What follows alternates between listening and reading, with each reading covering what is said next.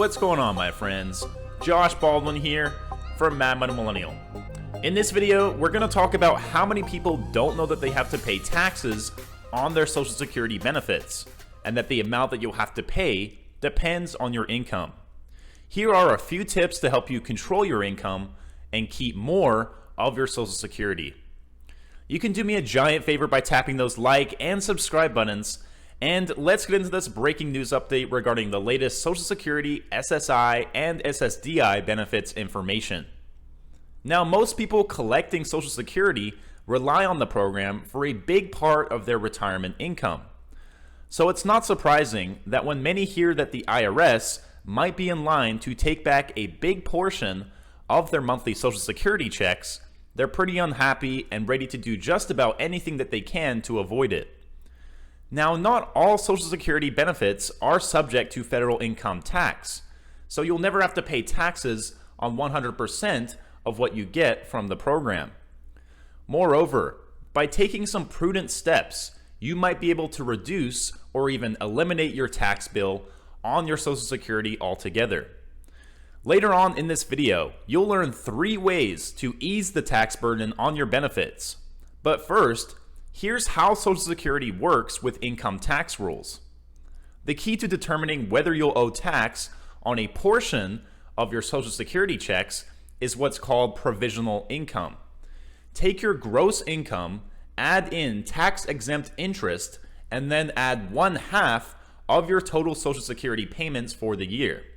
If that figure is above $25,000 for singles or $32,000 for joint filers, you'll potentially owe tax on at least part of what you get from Social Security. Exactly how much gets added is complicated, as it depends on how far your provisional income exceeds those thresholds. From $25,000 to $34,000 for singles and $32,000 to $44,000 for joint filers, the maximum included amount is 50% of your benefits. Above those higher thresholds, up to 85% of your benefits can get taxed. So, with that background, here's how you can ease the blow and pay less to the IRS. Number 1 is to control your capital gains and harvest your losses.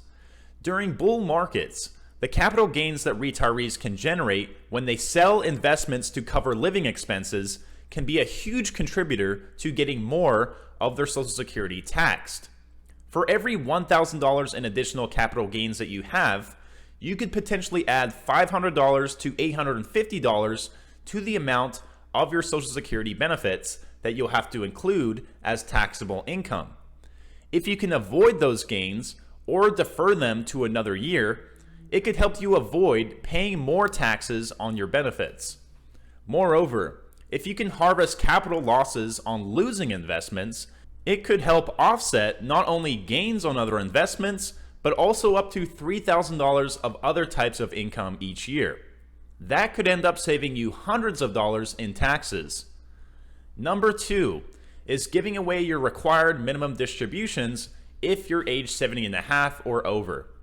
One problem many older retirees face is that traditional IRAs and 401k plans force them to take required minimum distributions or RMDs from their retirement accounts. Those required minimum distributions can often be the decisive factor in pushing provisional income above the taxation threshold for Social Security benefits. Most of the time, charitable gifts won't reduce your provisional income because most people have to itemize their charitable deductions. However, those 70 and a half or older can make qualified charitable distributions, or QCDs, of up to $100,000 per year from their retirement accounts. Unlike most distributions of RMD amounts, using QCDs means RMD income never hits your taxes in the first place. That, in turn, can keep your provisional income lower than it otherwise would be, saving you on Social Security related income taxes. Now, last but certainly not least, we have balanced retirement distributions across Roth and regular accounts. Those fortunate enough to have both traditional and Roth-style retirement accounts can control their provisional income by planning their distributions from both types. Roth distributions don't count toward provisional income, so taking more from a Roth in a given year can reduce the amount of your Social Security that gets taxed. Nobody wants to pay more tax than they have to, and having your hard-earned Social Security benefits go to the IRS adds insult to injury. By following these 3 suggestions, though, you might be able to pay less in income taxes on your Social Security.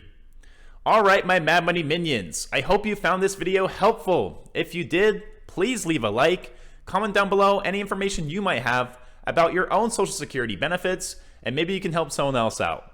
And of course, hit that subscribe button and notification bell right next to it. Hitting that bell will make sure you get notified exactly when my videos are coming out and not a week or 2 later. If you're interested in investing, you can now get your 1 free stock by clicking the link down in the description. Alright guys, stay safe, stay hustling, and I will talk to you guys again soon.